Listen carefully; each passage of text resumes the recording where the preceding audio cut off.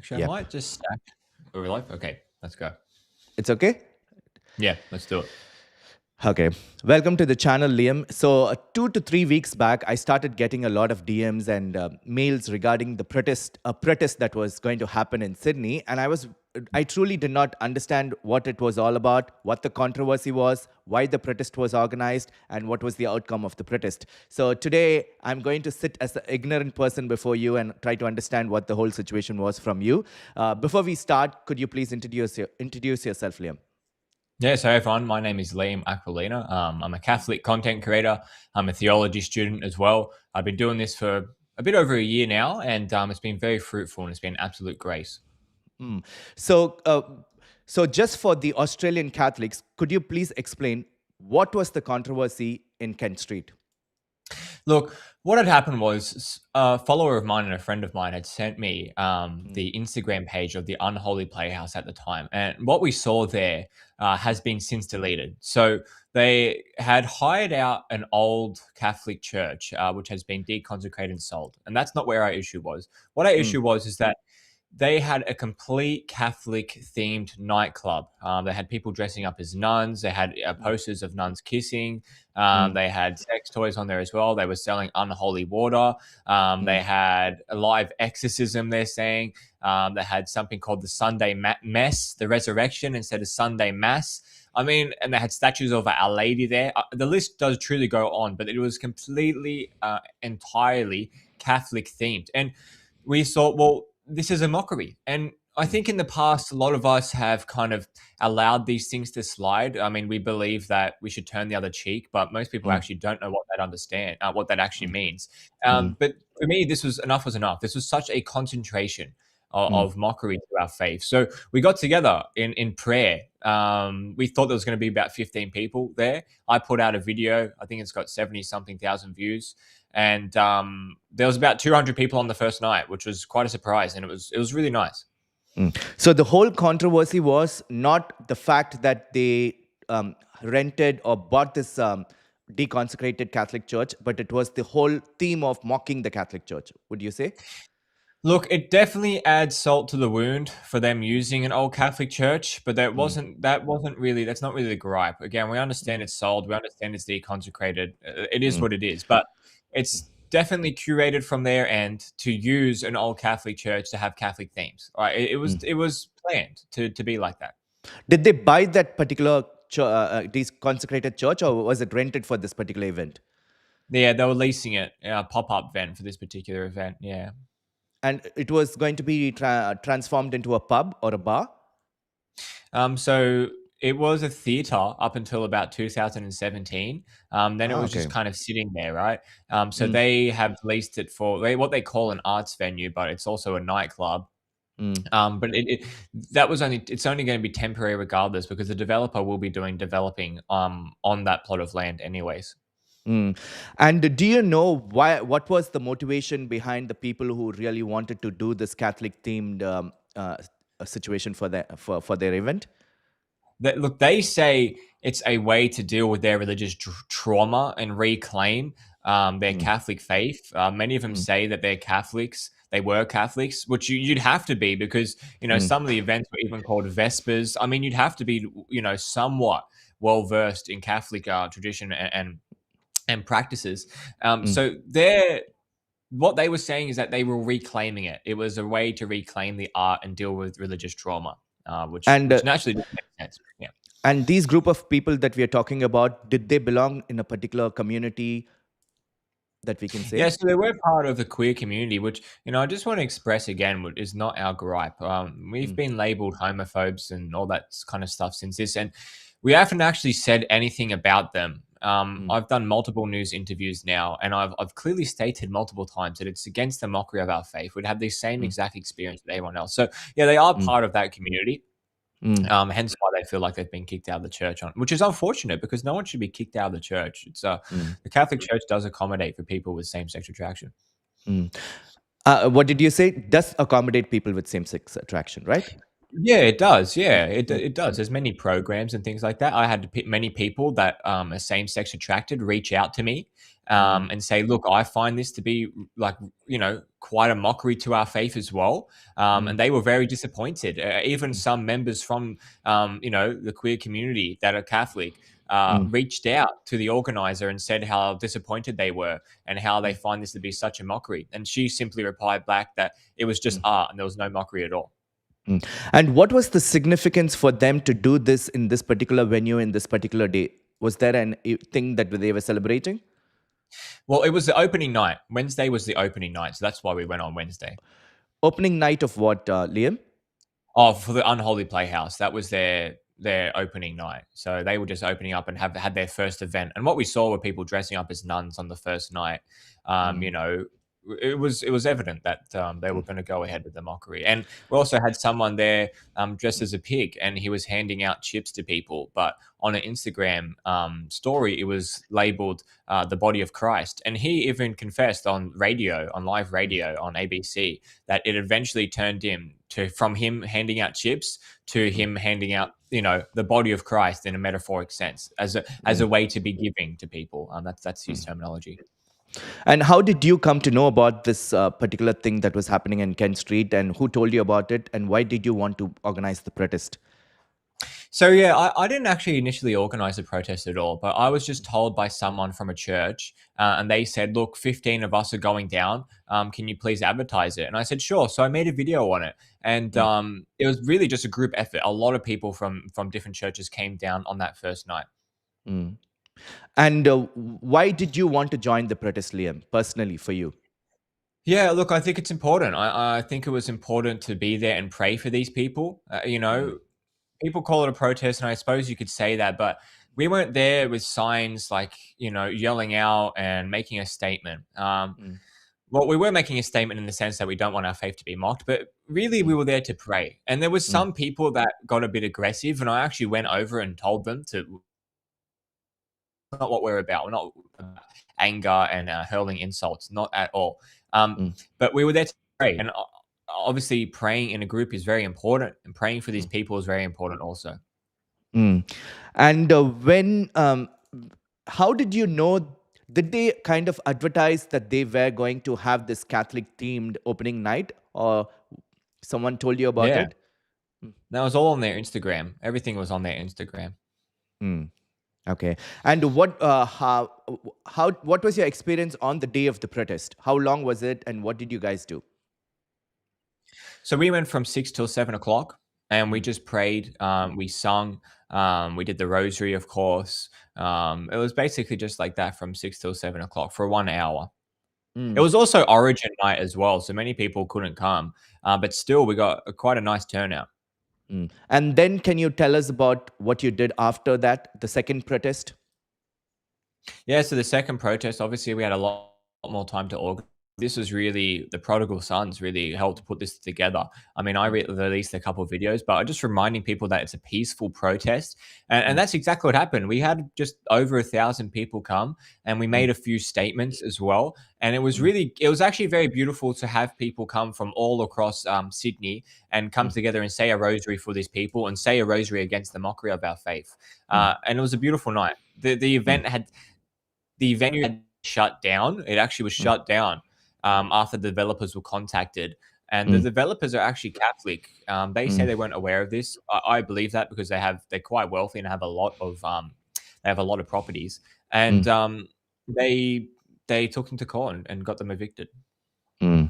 And what do you say to people who don't see a point in protesting these small scale shows of what people do to mock the Catholic faith? We could have just let it pass. Why create such a big scene about it? Because what will happen is that eventually these small things, everything starts with something small. We hear the term snowballing and all that kind of thing, and that's exactly what it is. Something so small. If people think they can get away with it, then you eventually have 50 small things across Sydney, and then there won't be small anymore. And then it'll get to the point where you can't control it anymore. And then they'll say, well, why didn't you speak up before? Well, that's exactly what we're doing now. We're speaking up now. And we are, we're a peaceful religion.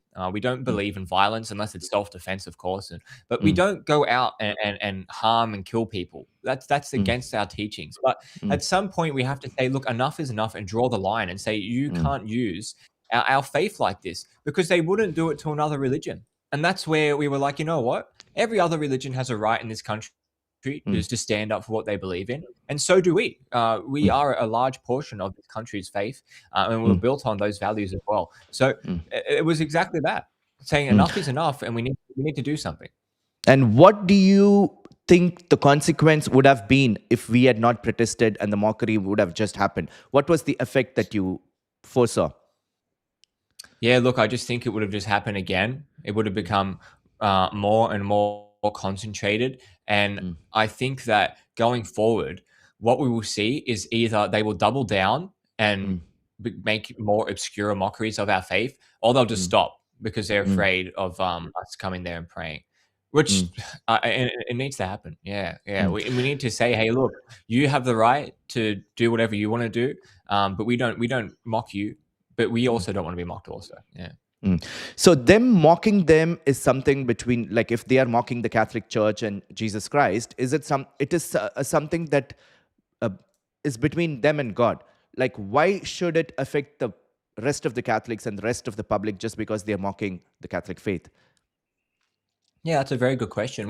Well, truly, as Catholics, I do believe that we should stand up for people who do not know what they're doing is wrong. And I believe St. Paul says something about this as well. I don't have the verse on the top of my head, but if we see someone doing something wrong, it can be an error on our end to not even speak up about it and correct them. And we're Mm, honestly going there to save them mm, from harming themselves more, because in a mm. sense that they don't know what they're doing. So Yeah. if you see someone on the street saying, "Oh, I hate Jesus" and stuff like that, well, to simply walk past and not speak to them and go, "Hey, look, do you want to talk about it?" Well, this is an error on our end as well.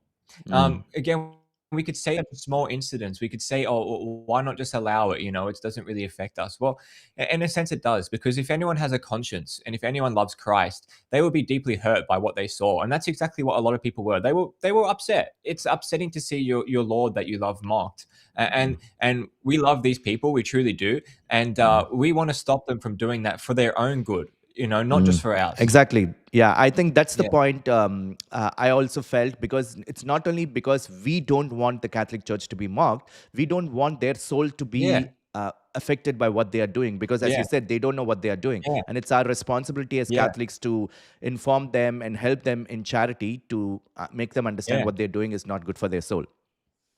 Yeah, and if they hate us because of that, then it's honestly a win on our end, because we know that we will be hated anyways. If Mm, if we are hated for trying to do something good, and that's mm, just the story that Christ tells us. mm. Did you have any kind of interaction with this group of people who are going to put on the show? Any what? Sorry. With interaction with the people from the queer Oh, community. um, Mm, no, a few of them would have commented or messaged on my page, but mm, besides that, no. I mean, I'd be more than happy to sit down with the organizers, but as for now, I have not had any interaction. mm. So what was the outcome, Liam? So you organized the protest, and now what happened? Oh, so we organized the protest. We were there. The developers were contacted also, and Mm, they ended up taking them to court mm, and got them evicted.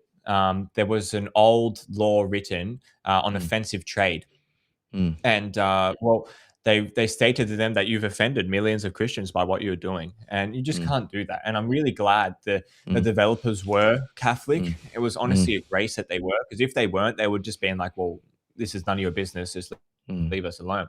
Um, mm, but that was a great win for us to mm, get something shut down within the city.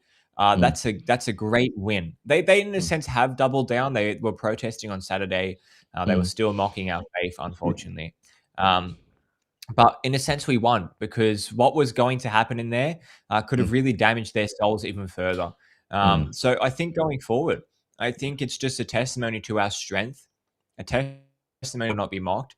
And mm, I think that there's many people out there that want to stand up for their faith, but they fear that they're going to do it alone. mm, But we know iron sharpens iron. We mm, need to come together. And when we're mm, together, we're stronger. And, you know, when we do it in a peaceful way, we mm, can actually make a change. mm. We're not too far gone in this country. Mm. And finally, I would like to talk about the religious trauma. You said in the beginning that they were expressing and reclaiming the trauma they went through as Catholics, something that was Yeah. inflicted by the Catholic Church or other Catholic friends. So, what do you think is the Yeah. outlet or the solution for people who are going through this trauma that, from a religious side? Yeah, look, one of them stated that he went to Catholic school, and if anyone goes to a Catholic school in Australia, you'll probably know it's hardly Catholic. Unfortunately, Mm, there's not really much Catholic about it. I mean, you have the mm, occasional mass. Your religion mm, teachers are usually not even Catholic. mm, It's not until you leave school, if mm, you're lucky, of the mm, faith, mm, by God's grace, that you truly learn what the Catholic Church is all about. So there's mm, people who have gone under religious trauma, either from their parents, or from school friends, or even from priests, which is quite mm, appalling. I would just mm, say to them is that the church is full of sinners.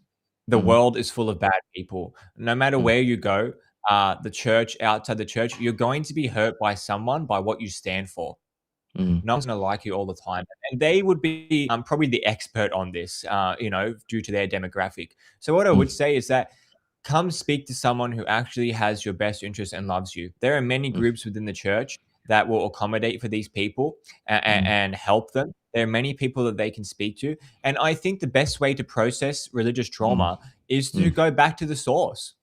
That's what most psychologists recommend when you're going through anxiety. If people can't drive at night time, well, they tell them to go drive maybe 1 minute during the night and keep building it up until you build the resilience. So I would say come mm, back to church, come back to mm, Christ, speak to someone who loves you, speak to a priest. I mm, don't think I think the Catholic Church has been more accommodating for their demographics since ever before.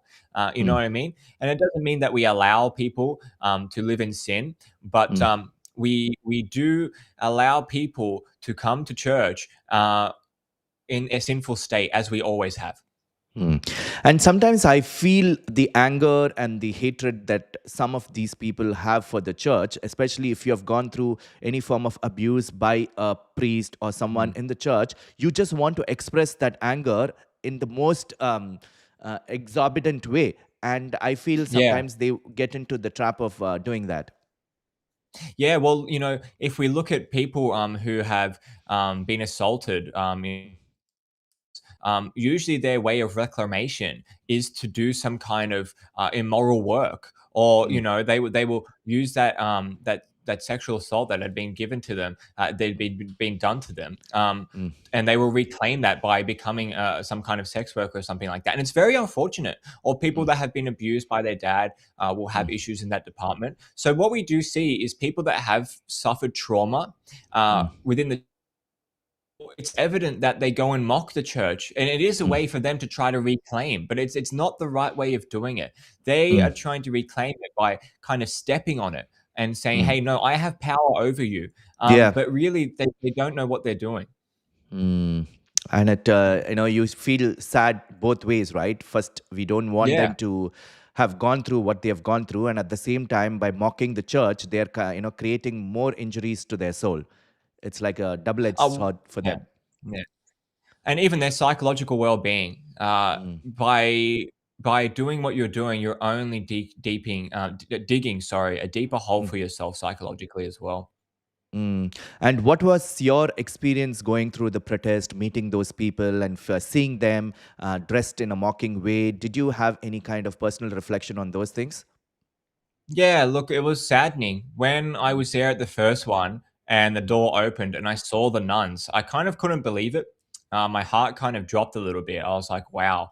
I mean, you see it happening, but when you actually see it, and really, When you say one of nuns, the they were dressed like nuns. Sorry, Liam. Just yeah, to they were correct. dressed like nuns. Mm, Yeah, mm, sorry. Yeah, the men were dressed as nuns. And mm. one of the protesters commented, he said, "It looks like you're walking into hell," because when the door was opened, it was just red inside. And then you had these Yeah. people dressed as nuns. And it Mm, was it was like not scary to see, but your mm, heart kind of sunk a little bit. And I could see people like going, wow, that's dark. That's mm, demonic. You know what I mean? mm, It looked very just and for me, I've been in those environments before, not those queer environments, but prior to my faith, unfortunately, I did go to these clubs and things like that. Heterosexual clubs. Mm, And it's a similar feeling. Like it's just a darkness. It's literally like you're walking into hell. You're walking into sin, and that's what we saw there as well. We saw this darkness when the door was open, this red light, and people and men dressed as nuns, and mm, it was just reinforcing the evilness, not from them being evil, but the mm. hold that Satan has over people who leave the church. One of the ways the devil tries to keep everything that's happening secret is to keep it in the darkness, because once it Yeah, gets exposed, then people will yeah. start standing up for it.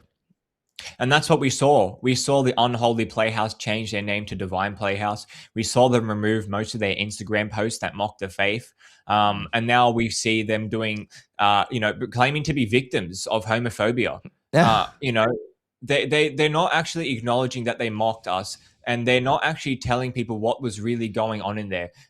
People have to understand that their posts were deleted within like a number of days, Mm, so they can basically say whatever they want now. What was happening? They're just claiming, oh, they're against queer art.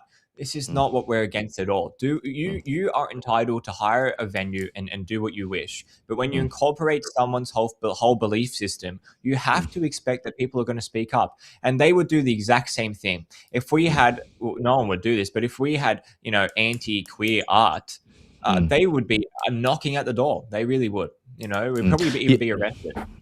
And that was my next question, Liam. So, what do you say about people saying that it is my free right to expression? You cannot come and infringe on that. Yeah, well, I think it depends, um, what kind of terminologies people want to use. Everyone, Mm, again, has freedom of speech. You mm, really do. But mm, if everyone has the freedom of speech and the free right mm, for expression, then we mm, too have the free right to mm, express our concerns with our faith being mocked. And mm, this was also something that we had a gripe against, because the government mm, had actually funded this place. They had spent mm. $100,000, given a Yeah. $100,000 grant. Mm, So if the government is spending $66 million on Islamophobia, mm, spending well over $200 million on anti-Semitism, mm, and you could say, is the government taking away people's right to freedom of speech? Well, mm, I don't believe so. But I believe what we should have in Australia is a country where people don't even consider mocking another person's faith. That's mm, what we're really looking for. You have the mm, right to say what you want to say, but again, when mm, you encompass someone's whole belief system, mm, you have to also expect that they have the mm. right to speak up against it.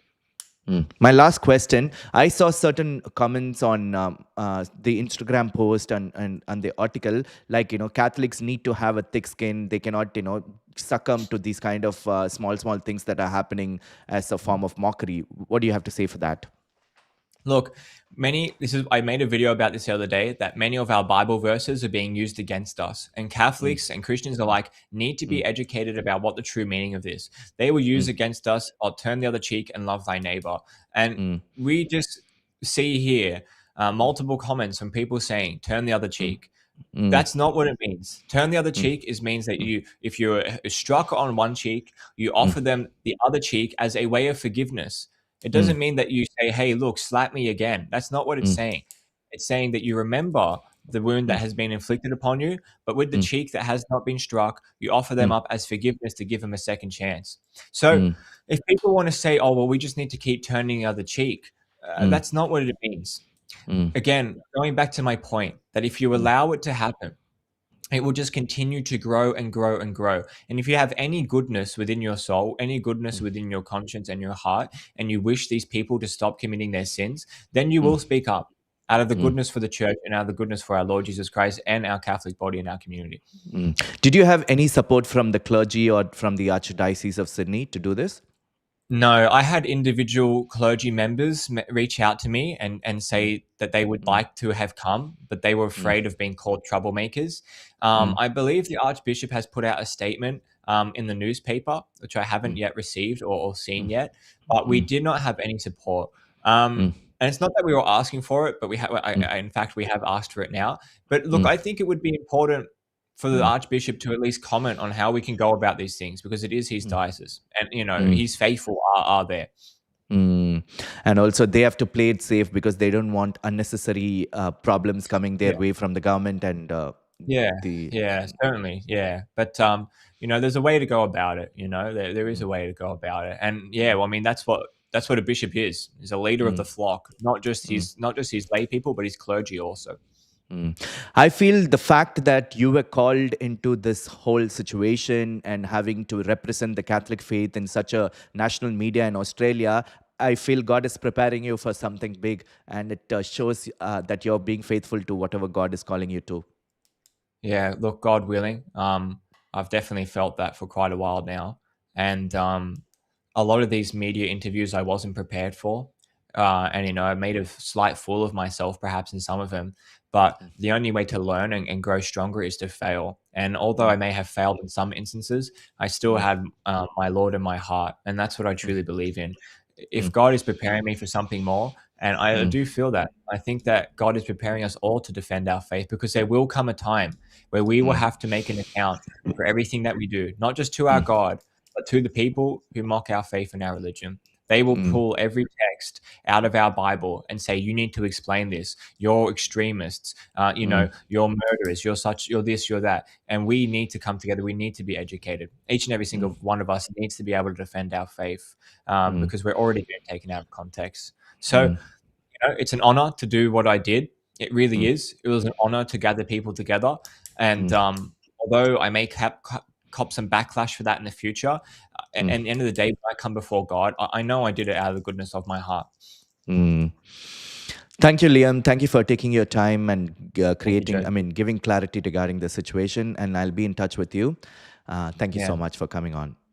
Thank you. God bless you. Yeah. Just hold on, Liam. Mm.